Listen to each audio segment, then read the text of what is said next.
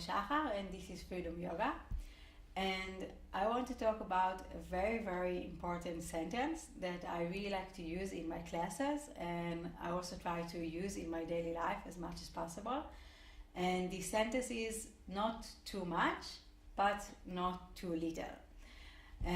There is a very, very beautiful story from the life of the Buddha before he became a Buddha, that he was sitting and doing like really, really extreme practices, and he was sitting kind of like next to the river, and then for some reason somebody made a guitar lesson on a boat on the river, and they were just kind of floating by next to the Buddha. And the teacher told the student, you need to be careful that the strings are not too tight but also not too loose, because then if it's too loose or too tight, the music sounds not that good. And this sentence kind of very inspired the Buddha and made him really change the way he practiced, and this is how, according to the legend at least, he became enlightened. So I think this sentence is really like the whole path is just, very condensed way.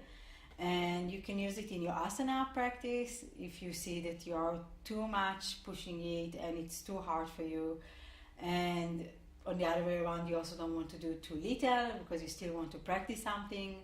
Definitely meditation, you also want to do it. You don't want to be too tight, but you don't want to be too loose. You don't want to be too awake and aware of every small thing that happens around you, but you also don't want to fall asleep. So it's this kind of, like we say in Buddhism, it's kind of middle way. And I think especially in daily life, it's something that I try to use as much as possible, and also in my private life and also in my work.